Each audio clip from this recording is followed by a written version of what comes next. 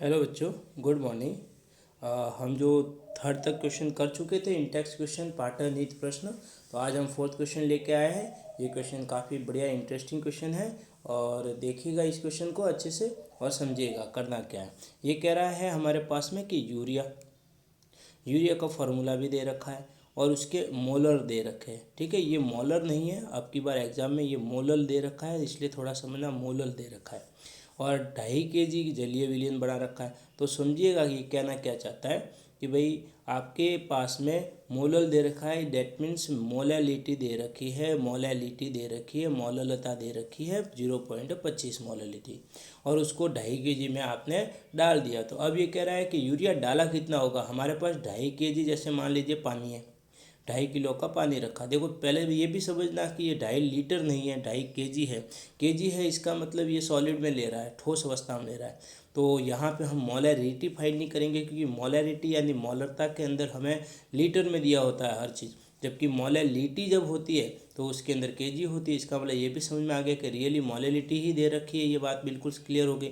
तो मोलैलिटी के लिए फॉर्मूला क्या होता है, मोलालिटी के लिए फॉर्मूला होता है moles of solid, moles of solute, और नीचे आएगा आपका जो सॉल्वेंट है जिसके अंदर घोला है उसमें केजी में वैल्यू। अगर वो ग्राम में है तो 1000 करना, तो आपको दिख ही रहा है कि ये केजी में ही दे रखा है। तो यहाँ पे वो नीचे तो आ गया 2.5 kg, बिल्कुल इजी वे में आ गया। अब हमें मोलैलिटी भी दे रखी है 0.25, देख लीजिए आप, दो वैल्यू दे रखी है। हमें ये पूछ रहा है कि मास कितना है यूरिया का, तो हमारे मास नहीं दे रखा है, यहाँ पे हमारे पास मोल्स दे रखा है। तो इस मोल्स को हम थोड़ा सा अलग वे में करेंगे कि मोल्स का मतलब क्या होता है। मोल्स होता है मास अपन मोलर मास, ग्राम अपन मोलर मास। तो हमें ये ग्राम की वैल्यू पूछ रही है, तो मास को थोड़ा नीचे ले आइए, तो ये फॉर्मूला क्या होगा, 0.25 हो जाएगा। ऊपर जो है वो मोल्स ऑफ सॉल्यूट की जगह अब रह जाएगा ग्राम, और नीचे आएगा मोलर मास, और ये हो जाएगा 2.5 kg। अब मोलर मास यूरिया का कितना होता है, तो मोलर मास देख लीजिए, NH2CO NH2 दिख पा रहा होगा। तो इन सबको मल्टीप्लाई करने के बाद आपका कितना यहाँ 60, तो इस जगह पे आपको 60 लगाना है। तो आप ग्राम फाइंड करने के लिए ये वैल्यू, ये वैल्यू और ये वैल्यू, ये दोनों इस तरफ ट्रांसफ़र करेंगे, तो 0.25 इंटू 60 एंड इंटू 2.5, इन सब का मल्टीप्लाई करोगे ना तो 37.5 आ जाएगा। क्या आ जाएगा, 37.5 ग्राम। तो इसका मतलब 2.5 kg जो वाटर है उस 2.5 kg के अंदर 37.5 ग्राम यूरिया मिलाया हुआ है। ठीक है, इस क्वेश्चन के आगे बढ़ते हैं, नेक्स्ट क्वेश्चन को देखते हैं फटाफट से। अच्छा देखिएगा क्या लिखा हुआ है। ये कह रहा है 20% WW, यही बात कहानी ख़त्म हो जाती है। जब WW दे रखा है तो एक बंदा 20 ग्राम होगा, तो एक बचेगा 80 ग्राम, एक 20 ग्राम्स, एक 80 ग्राम के। सर कैसे, क्योंकि ये WW है, WW होगा तो दोनों ग्राम में होंगे, और ग्राम में होंगे तो इसका मतलब एक 20 ग्राम्स हो गया तो एक 80 ग्राम्स हो जाएगा। उसको कहाँ मिला रहे कि KE है आपका पास में, तो इसका मतलब जो 10 KI है वो आपका 20 ग्राम है, और जितना वाटर बचा वो आपका 80 है। ये भी क्लियर हो गया। ए बी कौन है वो भी। फिर ये कह रहा है इसकी डेंसिटी दे रखी है, घनत्व को कहते हैं डेंसिटी, तो डेंसिटी दे रखी है आपके पास में 1.202, ठीक है ना, ग्राम पर ml, GM पर ml दे रखा है। फिर KI विलियन की आपकी मोलैलिटी फाइंड करनी है, मोलैरिटी फाइंड करनी है, मोल फ्रैक्शन फाइंड करना है, तीनों फाइंड करना है।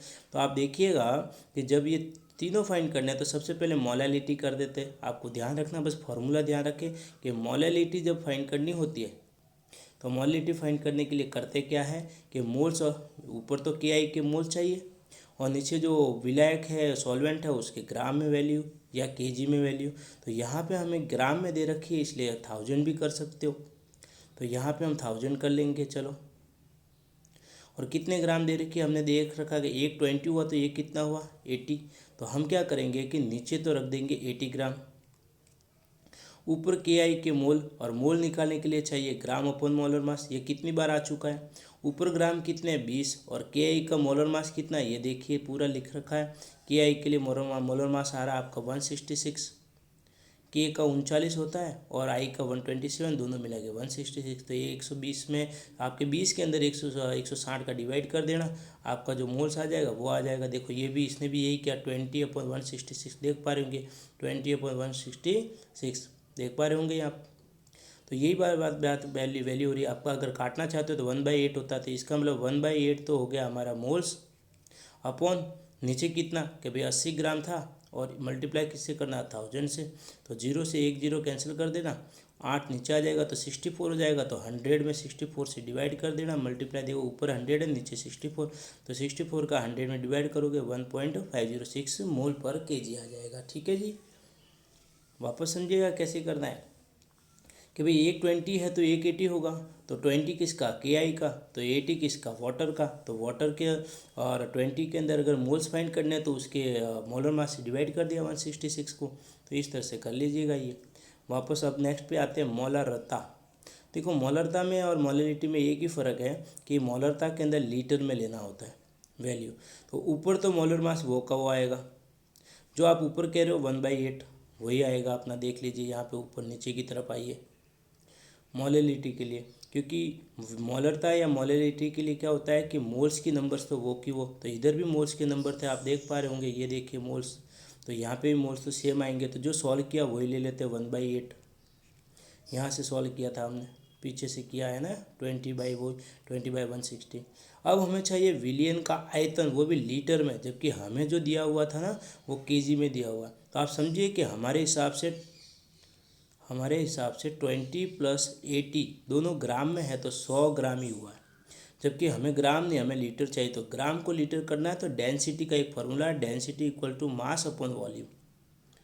ठीक है जी, तो हमें वॉल्यूम फाइंड करना है, इसलिए वॉल्यूम इधर भेजो और डेंसिटी इधर भेजो, इसका मतलब वॉल्यूम हो जाएगा मास अपॉन डेंसिटी।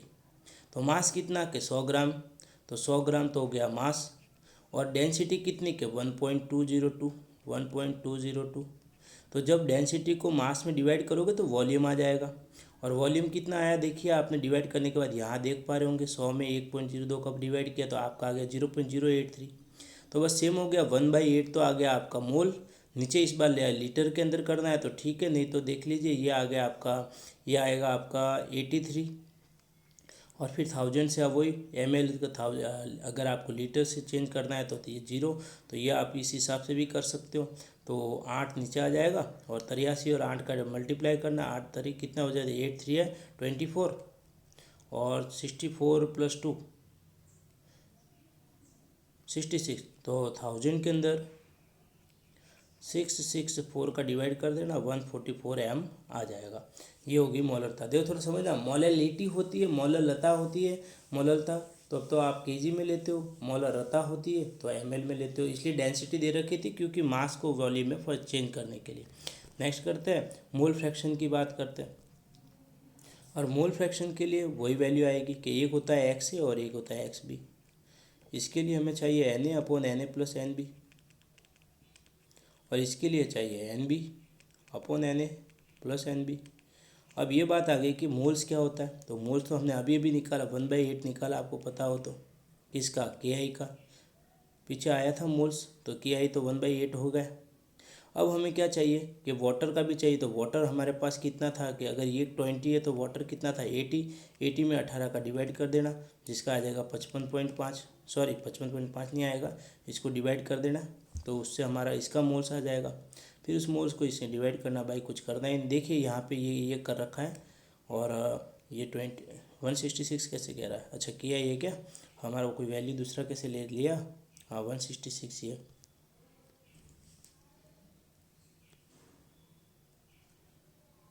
166 नहीं है, ये 1/8 नहीं आएगा, सॉरी पूरे क्वेश्चन में गड़बड़ हो गई, ये 166 है बेटा, तो इसके लिए 166 है तो ये 20/166 ही रखना है, 160 नहीं करना है, मैंने 160 ले लिया था इसलिए रॉन्ग चल रहा है थोड़ा सा।